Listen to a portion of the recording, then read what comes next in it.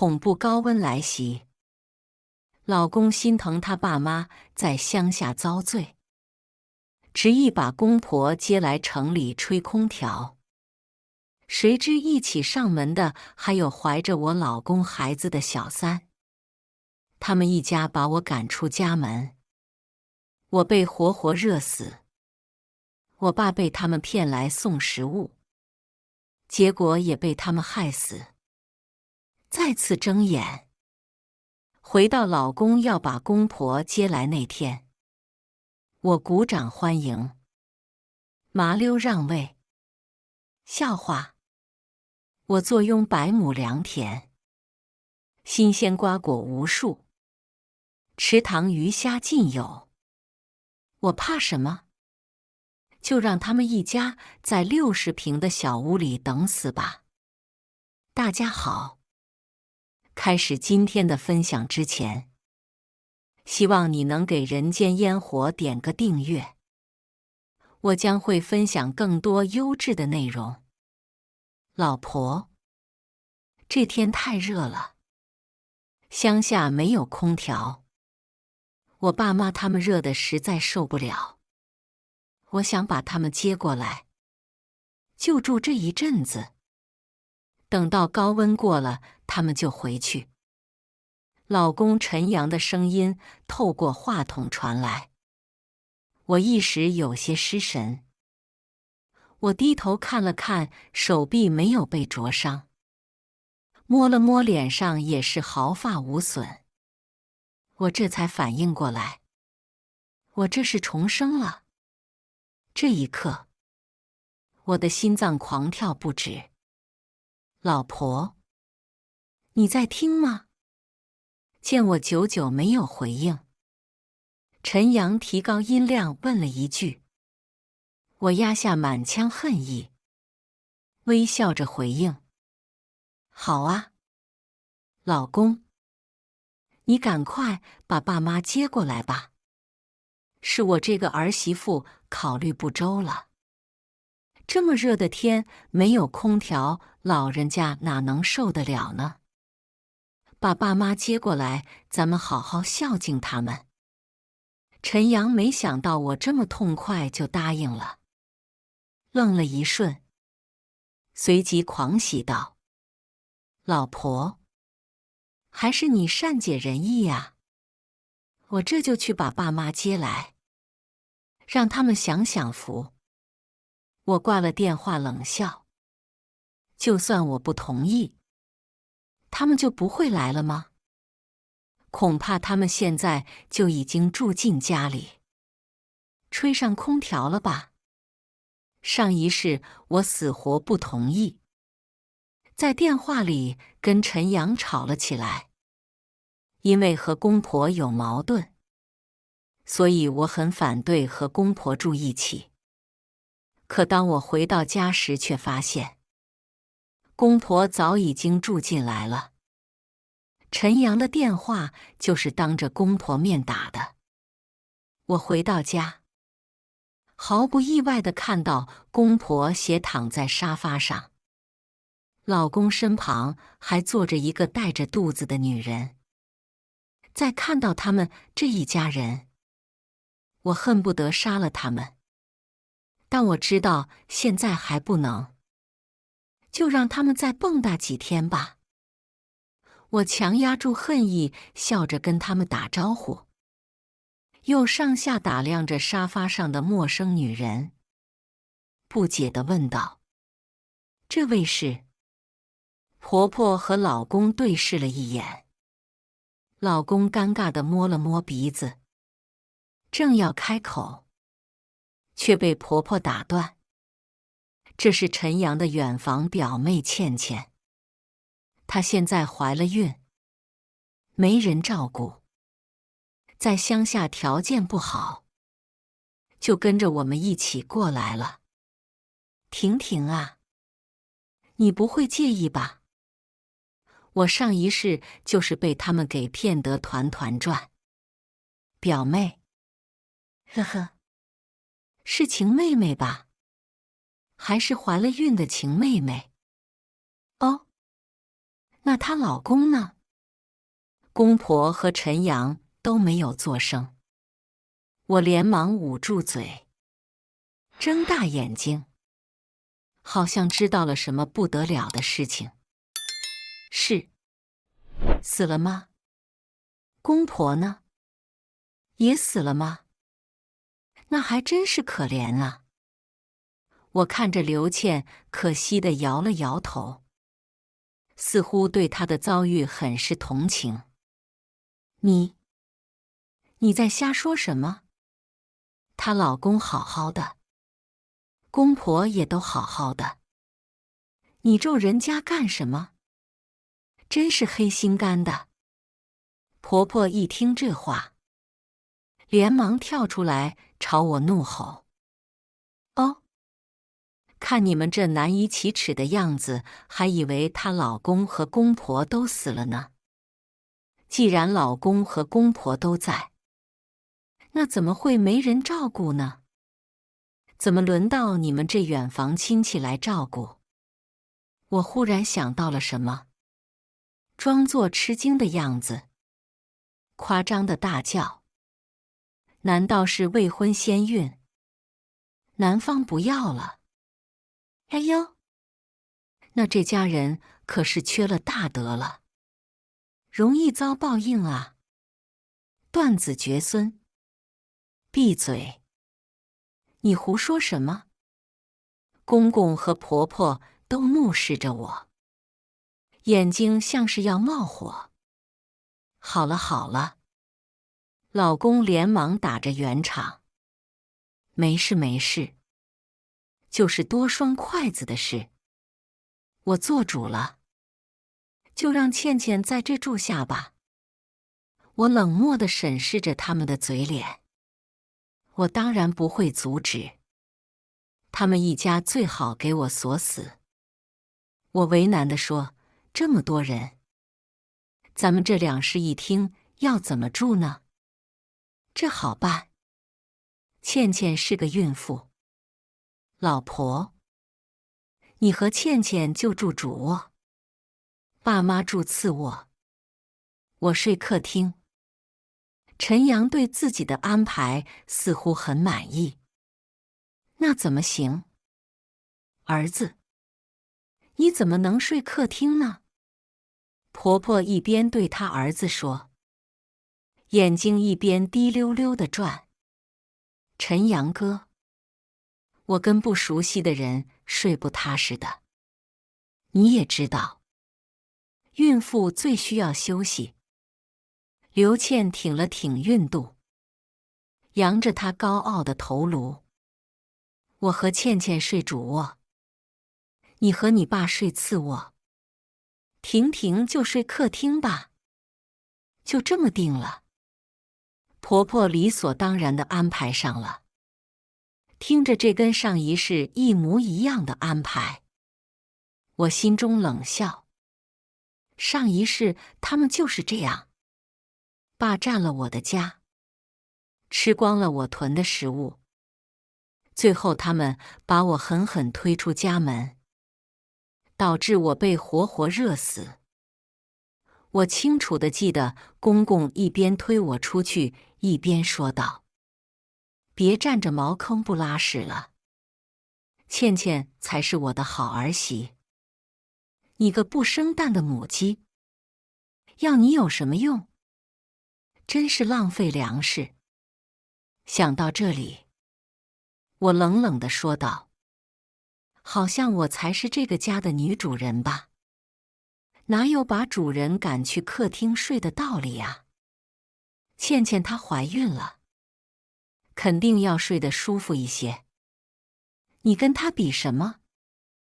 你能跟她一样吗？陈阳皱着眉头，似乎对我的话很是不满。哦，怎么？她肚子里的孩子你出力了？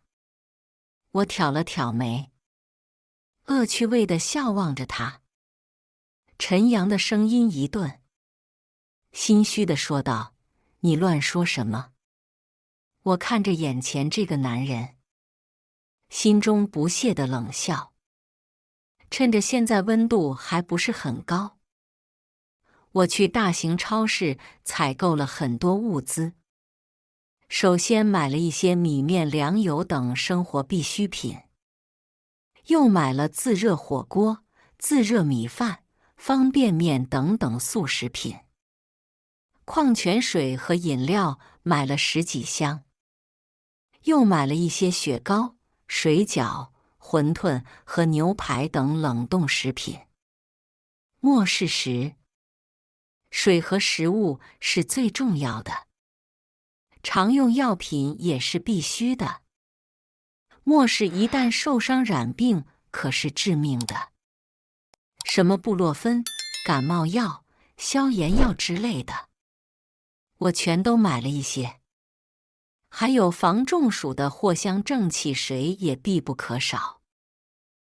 我还买了2台大型静音发电机、2台空调、3个冰箱、1个制冰机，还有落地扇和手持小风扇各买了5个。太阳能板和蓄电池也没忘记。我爸在城郊有个农场，有上百亩良田，地里种了小麦、玉米、黄瓜、西红柿、茄子、辣椒、小油菜、小白菜。我爸什么都能种，百亩良田被他侍弄得井井有条，还栽了各种果树，养了鸡鸭鹅狗猪。新鲜的蔬菜瓜果我完全不用担心。哦，对了，还有个大鱼塘，里面养了不少鱼虾。我又买了个大型净水器，净化过的河水可以直接饮用。再加上我准备的物资，别说1个月了，就是在这里待上1年也吃不完。我雇了辆大货车，把这些物资拉到爸爸的农场里。我一眼看到正在地里除草的爸爸，忍不住湿了眼眶，心里泛酸，哽咽着喊了一声“爸”。爸爸抬头看到了我，一脸惊喜，抹了一把额头的汗水，笑吟吟地问我：“闺女，你咋来了？”我闭了闭眼，把眼泪硬生生憋回去，冲着爸爸扬起了笑脸：“没什么，就是想你了，爸。”新闻播报说今年会有恐怖高温，我就囤了一些东西给你送过来。待安排好了这一切，我才长舒了一口气。此时，距离恐怖高温末世还有3天。上一世我被陈阳一家狠狠推出去，被热死在大街上。他们又用我的手机给我爸发消息，让我爸过来送菜。我的灵魂看着我爸推着车，带着大包小果，里面全都是蔬菜瓜果。我爸的脚上全都是血泡，手臂被晒伤，嘴唇都干裂出血。他愣是舍不得吃一点瓜果。我知道他是想留给我。爸爸敲响了门，门开了，公婆一把夺过食物，把我爸推倒，紧闭房门。我看着爸爸趴在地上苦苦地哀求他们开门，心如滴血。我大声哭喊着：“不要不要！”可是没有人听见，就算听见也不会理会。我想去扶起来爸爸，可是我的灵魂穿过他的身体，我什么也做不了，只能眼睁睁地看着爸爸没了声息。我的恨意要抑制不住，恨不得杀了他们。后来恐怖高温终于结束了，路上全都是被热死的尸体，已经发出恶臭的气味。陈阳一家靠着我父亲送来的瓜果蔬菜撑过了高温末世，我和父亲却被他们害死。他们甚至不愿意为我收尸，还嫌恶地把我和父亲的尸体扔进绿化带。还是楼下的张大娘看不下去，花钱请人替我们父女收了尸。我死后，陈阳理所当然地继承了我的遗产和房子。现在住的这套房是我和陈阳当初一起买的，我们共同出的首付，一起还的贷款。婚前，我爸给我买了一套小房子。还记得当时爸爸一脸郑重地对我说：“婷婷，爸爸不能护你一辈子，这是爸爸能给你最后的保障了。以后万一婚姻出现什么问题，这个房子也是你最后的退路，好让你有个落脚处。”当时我还笑他多虑，却没想到一语成谶。父母之爱子，则为之计深远啊！陈倩倩以现在这个房子我住过为由，她觉得晦气，怂恿陈阳卖了房，还有我婚前那套也一起卖掉了。他们拿着我的钱买了新房，生了儿子，一家人好不快活。对我和我爸的死丝毫没有愧疚。无论如何，这一世，我一定要保护好自己和爸爸，不会让悲剧重演。太热了，这空调怎么不凉？是不是坏了？婆婆有些埋怨地瞪着我，责怪道：“都怪你。买的什么破空调，害得我们这么热。你快点去给我们买个新空调。”公公斜着眼怒视着我，一副命令的语气。笑话，现在正值空调安装的高峰期，工人档期都排到下个月了，谁来给他安空调？好啊，我现在就网上下单，给你们安装一个大空调。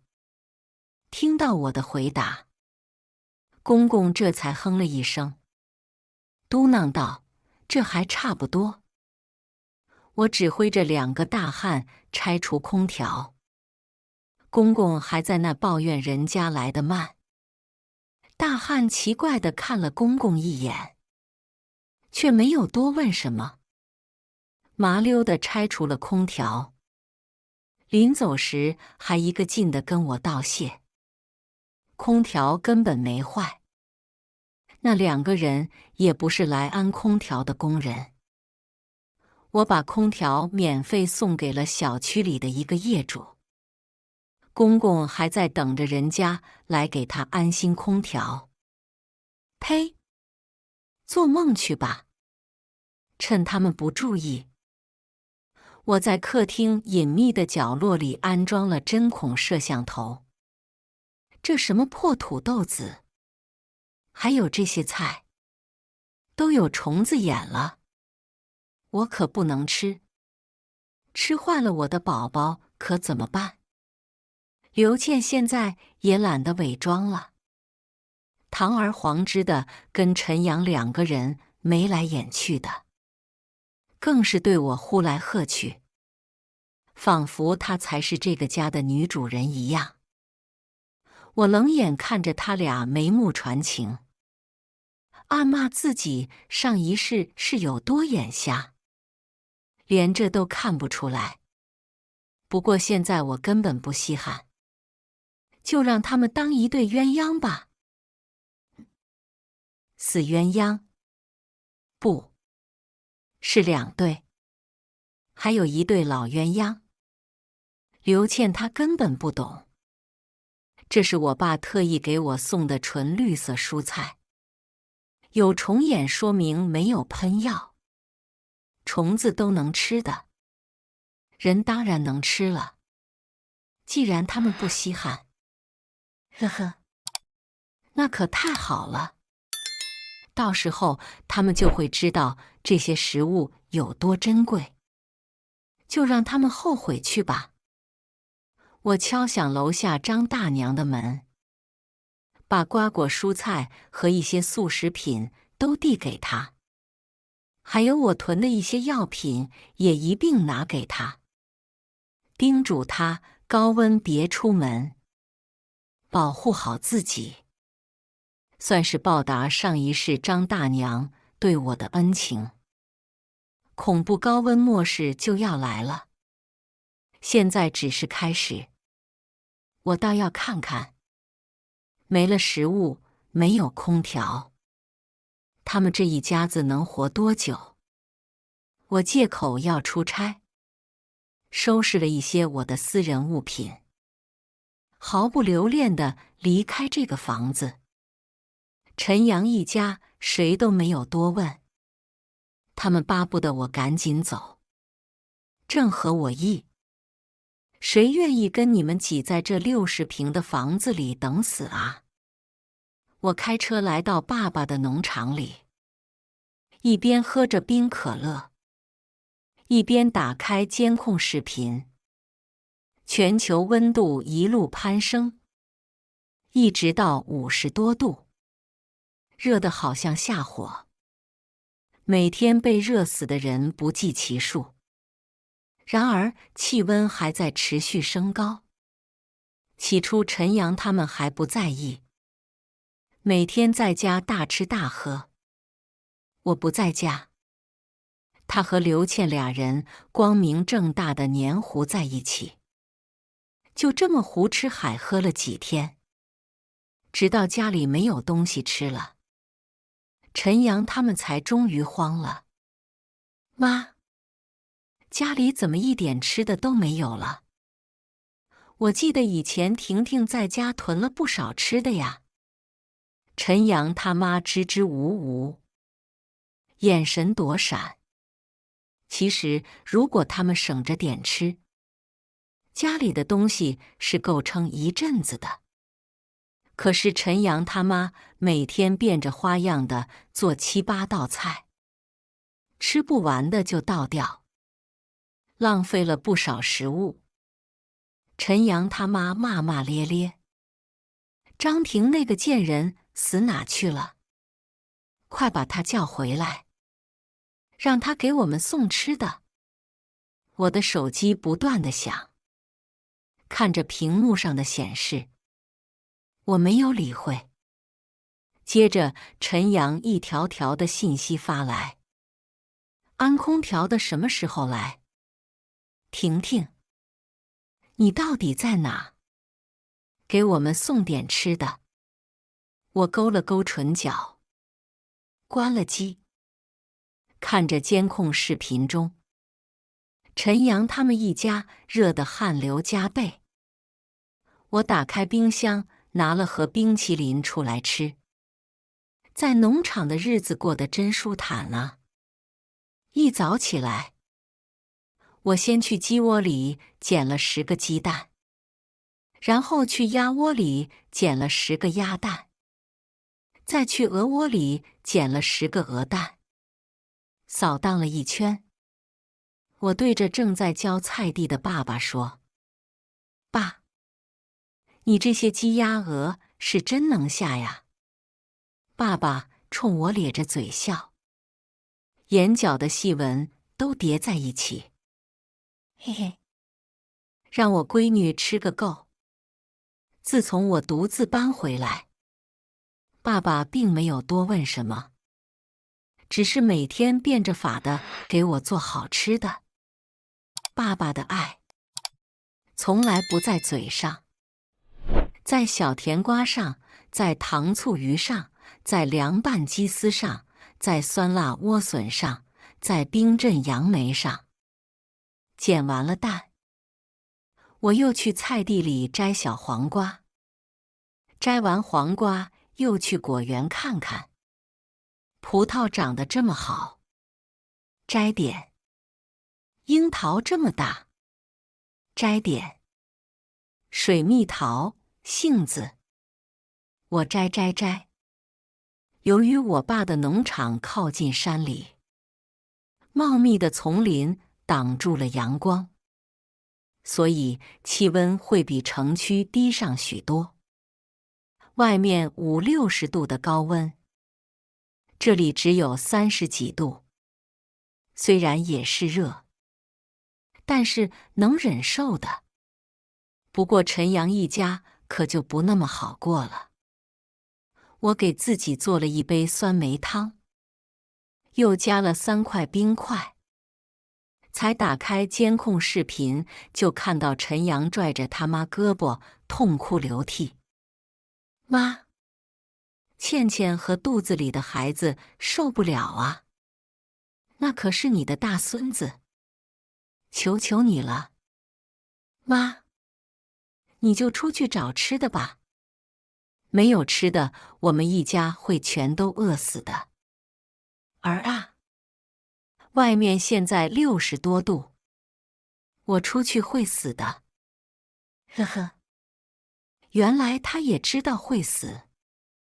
当初他们一家可是狠狠地把我推出门外，让我送死的。老妖婆，没想到你也有这么一天。禁不住宝贝儿子的苦苦哀求，陈阳他妈咬了咬牙出门了。不出意外，陈阳他妈再也没有回来，死在了外面，连尸首都找不到。陈阳打来了视频，我想了想，最终按下了接通键。婷婷，你在哪？你那有没有吃的？家里没有吃的了，能不能给我们送点过来？陈阳焦急的面孔出现在屏幕上，他的额头满是大汗，顺着脸颊淌下来，整个人油腻的有点恶心。我忍不住蹙了蹙眉。吃的？当然有，我有很多呀。我转换了摄像头，给他展示我吃的东西。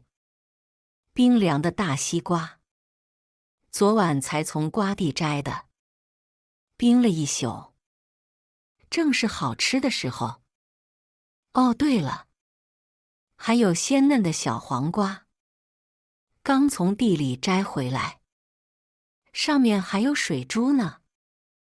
看这西红柿也是我爸种的，还有这纯绿色的小白菜，最是鲜嫩可口。当初你们可是很嫌弃的呢。他们看着视频里美味的新鲜瓜果，哈喇子都要流下来了。婷婷，你快给我们送过来，把你爸菜园子里的蔬菜瓜果全带来。我们现在不嫌弃了。陈阳急急说道。他把那个老东西也随声附和着。是啊是啊，快给我们送来，我们不嫌弃。哦，可是我嫌弃，我嫌弃死了。我一想到这新鲜蔬菜瓜果要给你们这些人渣吃，我就很嫌弃。我透过屏幕冷冷地看着他们这一家子，像看垃圾一样。来，大黄，过来，给你吃个小黄瓜。大黄是我爸养的一条狗。大黄摇着尾巴过来了，对着镜头表演一口炫掉小黄瓜。陈阳在电话那头气得咬牙切齿。张婷，你什么意思？没什么意思，就想气死你们而已。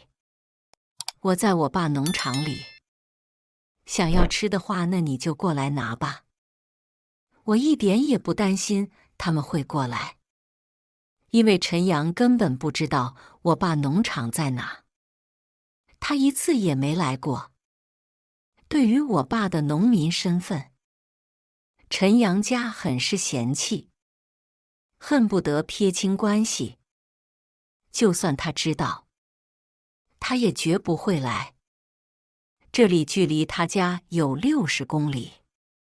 由于恐怖的高温，现在所有交通工具全都停了。我不敢想象上一世我爸是靠着怎样的毅力坚持走到我家的。我猜他一定是想着他的女儿在等着他送去救命的食物，女儿还在等他。他就是凭着这样的一股气，支撑着他一定要把东西送到。可是爸爸他直到死前也没见到他的女儿，他当时该有多绝望啊！想到这里，我握紧拳头，心中恨意翻涌。那你们就自生自灭吧。婷婷，你就当是为了我，你肯定不忍心看我饿死。陈阳打起了感情牌，可惜我对他已经没有感情了，有的只是满腔恨意。正想恨恨骂他一顿，但我看着他努力做出的可怜模样，话锋一转，我当然不忍心啊。所以我在厨房柜子里囤了很多速食品，方便面、自热火锅、挂面。陈阳一听，连忙激动地去翻找，当然，他什么也没找到。他怒气冲冲地冲着手机屏幕吼道：“张婷，你耍我！”我里里外外翻个遍，什么都没有。我拍了下脑门，装作忽然想起来的样子，一脸可惜地说道：“哦，对了，我差点忘了，这些东西让你的好表妹给扔掉了呢。当时我走的时候，她的好表妹把这些东西扔了出来。”趾高气昂地摸着肚子说道：“我的宝宝金贵着呢，可不能吃这些垃圾食品。”呵呵，我这些垃圾食品金贵着呢，可不是什么垃圾人都能吃的。啊，都怪你这个贱人！本来我们有食物的，是你把我们救命的食物都给扔了。你他妈怀个孕而已，怎么那么娇气啊？真是个灾星！屏幕里传来一阵拳打脚踢的声音，还伴随着女人凄厉的哭喊声。我一点也不同情她。上一世，我比她哭得更惨。陈阳对着屏幕痛哭流涕。张婷，求求你救救我们吧！你不能这么狠心啊！倩倩她还怀着孩子呢，那可是一条生命啊！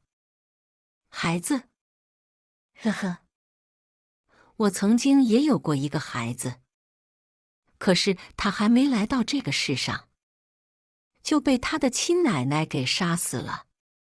上一世，我和陈阳结婚后不久，我就怀孕了，沉浸在要做妈妈的喜悦当中。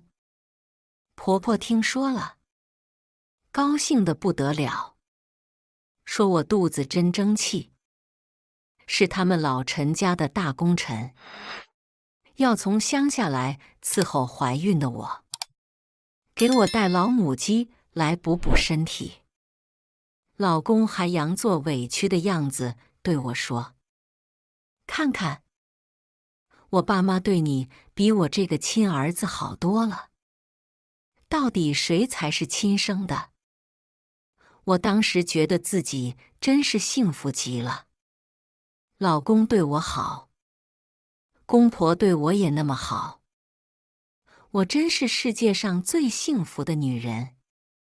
直到后来他们把我推出家门那一刻，我才意识到，我 TM 是世界上最傻 X 的女人。公婆带了2只鸡来，老公说炖了吃吧，婆婆说不急不急，再养几天，养肥了再吃。我也没有多想，而且孕早期我也真是没什么胃口，吃什么吐什么。呵呵，他这2只鸡，到死我也没吃上。公婆还带来了一筐的酸梅、酸枣子。婆婆拿到我面前，一脸殷切地说道：“婷婷，快尝尝。我们村里怀孕的女人都可爱吃这酸的嘞。”我拿起一颗酸梅咬了一口，酸涩的滋味充满了我的口腔。我强忍住想吐的冲动，艰难地对婆婆说道：“妈，太酸了，我实在吃不下。”顿时，婆婆的脸就黑了，不停嘀咕着：“怎么能不爱吃酸呢？再吃一个，多吃点，习惯就好了。”我皱眉痛苦地摇了摇头。婆婆还想说什么，被老公按住了手，胃里翻江倒海。我实在忍不住，捂着嘴跑去卫生间，扶着马桶吐了个天昏地暗。由于我孕反严重，我向公司请了长假，在家休息。婆婆拍着胸脯，保证她能把我照顾得好好的。每天晚上她儿子下班时，我婆婆总是做一桌子的荤菜，什么红烧肉、猪蹄、肘子，油腻的让人想吐。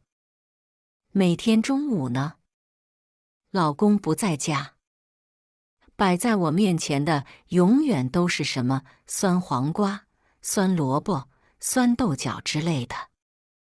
看着这些东西，我实在是没有胃口。打开冰箱，看到了一瓶老干妈，我眼睛一亮，顿时咽了咽口水。我打开老干妈，麻辣鲜香刺激着我的味蕾。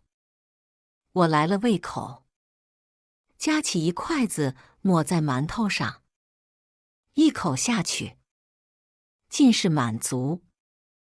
我刚想再来一口，老干妈就被婆婆一把夺下。妈，你干什么？谁让你吃辣的？怀孕你怎么能吃辣的呢？婆婆厉声质问我。妈，我实在是没有胃口，就想吃点辣的。我耐着性子解释道。不行，酸儿辣女你不知道，你再吃辣的，把我的乖孙子给吃成了赔钱货怎么办？我怔住了。好啊，我说怎么一个劲的让我吃酸的呢？原来是这样，这都什么年代了，怎么还有这样的封建思想？公公闻声也连忙放下手机，瞪着眼睛指责我：“你这个自私的婆娘，可不能把我的金孙给辣到了。”面对突然变脸的公婆，我心里一片冰凉。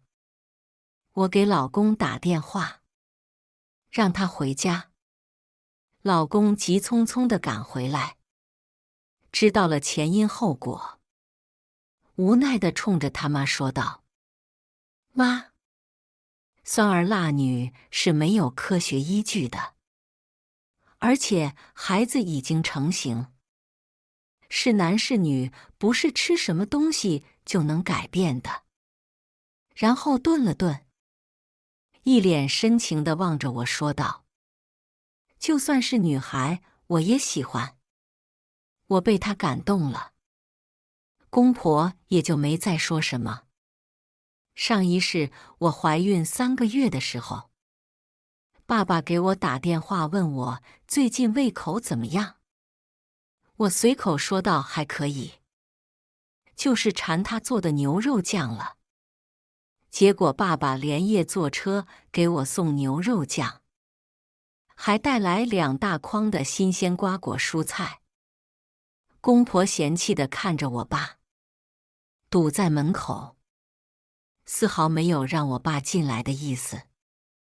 我拉着爸爸让他进屋休息，爸爸搓了搓手，憨笑着说：“不了不了，家里养的鸡鸭鹅狗没人喂呢，我得马上赶回去。”我知道，爸爸是不想给我添麻烦，怕我在公婆面前难做。我妈在我3岁时候就得病去世了，我和爸爸相依为命。爸爸什么都想给我最好的，爸爸靠着一双勤劳的手，把我一路供到大学。看着我成家立业，公婆嫌弃我家是种地的，很是瞧不上。可是他们不也是农村出来的吗？凭什么瞧不起劳动人民？一天，我打开冰箱，正准备吃点牛肉酱，却怎么也找不到。于是，我问婆婆看没看到，谁知她说被她送人了。我简直要气炸了！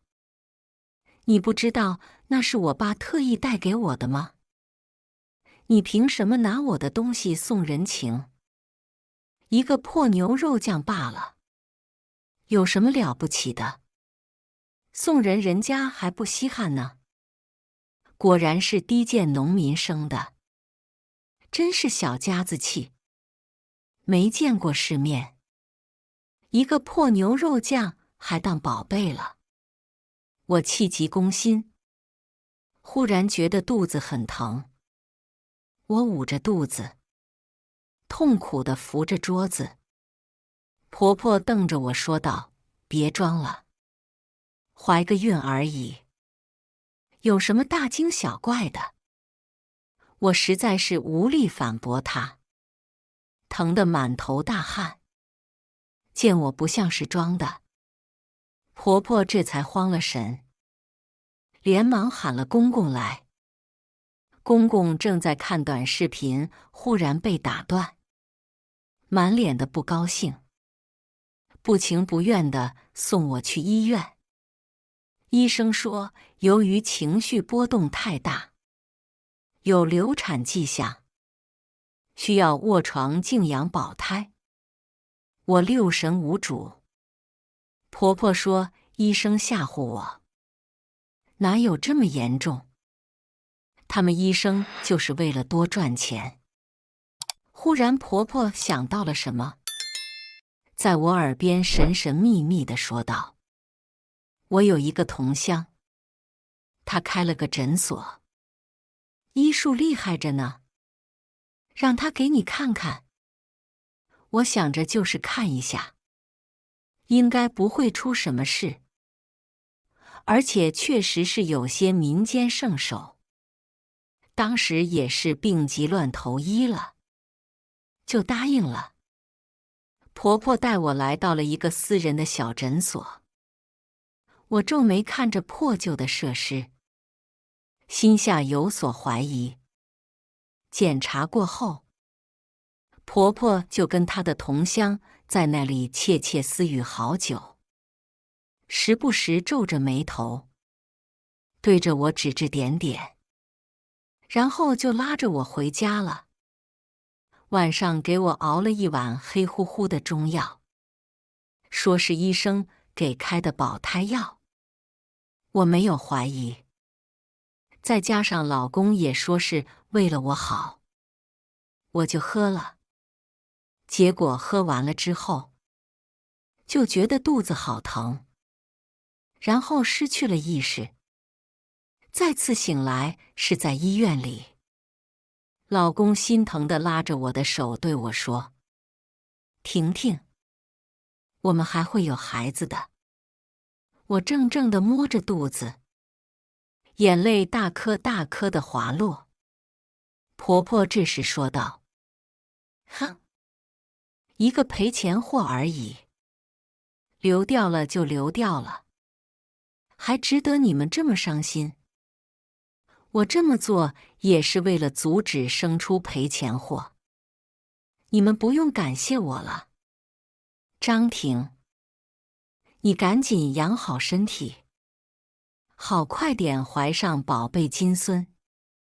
公公接过话，要是生不出男孩，就趁早让位，别占着茅坑不拉屎。我们村里有的是好姑娘排队等着嫁给我儿子呢，在他们眼里，谁能生出男孩，谁才是他们儿媳妇。我冷眼看着这一家子，不带任何感情地说道：“陈阳，离婚吧。”老公这才慌了神，一个劲地求我别离婚。说实话，我和陈阳是有感情的，大学相恋，恋爱7年结婚。我以为我们是从校园到婚纱的爱情，没想到却败在了他的家庭上。他爸妈做的事情实在是太过分了。我给他2个选择，要么离婚，要么让他爸妈走。不知道陈阳是怎么说服他爸妈的，最终他爸妈不情不愿地离开了，还带走了那2只老母鸡。之后过了一阵子消停日子，没有他爸妈的从中搅和，我和陈阳的关系缓和了一些。但是毕竟隔着一条小生命，我心中还是有些隔阂。每次亲密的时候，我都有些抗拒，总是想到他爸妈说的那些话。又一次做到一半停下，我捂着头说：“对不起。”我还是……陈阳温柔地摸着我的头说：“没事的，别勉强自己。你没准备好，我就不进去。”面对他的温柔体谅，我心里也有些愧疚，所以加倍地对他好，更是对他们一家有所容忍。起初，陈阳还对我很有耐心，后来，渐渐的，陈阳对我的态度变得不冷不热。也就是那时吧，他和刘倩勾搭在一起了。怪不得公婆不催生了，原来是有人已经怀上了龙种。我那时有想过离婚，可是又怕爸爸一把年纪了还要为我担心，日子就这么不咸不淡地过着。直到恐怖高温来袭，这么高的温度，热死几个人很正常吧？不过这次死的可不是我，而是他们一家。你个下贱货，带着肚子还这么不老实！我一打开监控，就传来一阵咒骂。画面中，陈阳他爸狠狠地一脚接着一脚地踢向刘倩。刘倩捂着肚子，身下一滩血，被打得奄奄一息。咦，我错过了什么？看了一会，我终于捋清了现在的情况。原来是刘倩和陈阳俩人睡一个床上，干柴烈火没忍住搞上了，结果一不小心把孩子给搞没了。这么热的天，他们还有心思搞这个，这很难评。只能说自作孽不可活呀。我看着他们上演的这一出出闹剧，简直比电视剧还精彩。长期的断水断粮，让陈阳一家饿得头晕眼花。陈阳盯着家里的盆栽，忽然眼前一亮，他抓起叶子就胡乱地往嘴里塞。哦，这倒是忘记了，我喜欢养一些绿植，什么绿萝呀、虎皮兰呐，还有文竹。陈阳他爸看到他儿子吃绿植，也跌跌撞撞地扑过去，随手抢过一盆就开始啃。等等，他啃的好像是仙人掌。忽然他爸爆发出杀猪般的嚎叫，嘴里满是鲜血，可能是由于长期缺水吧。陈阳看到他爸的血，居然上去舔。到后来不知是饿急眼了，还是动物基因觉醒了，陈阳居然开始撕咬他爸脸上的肉。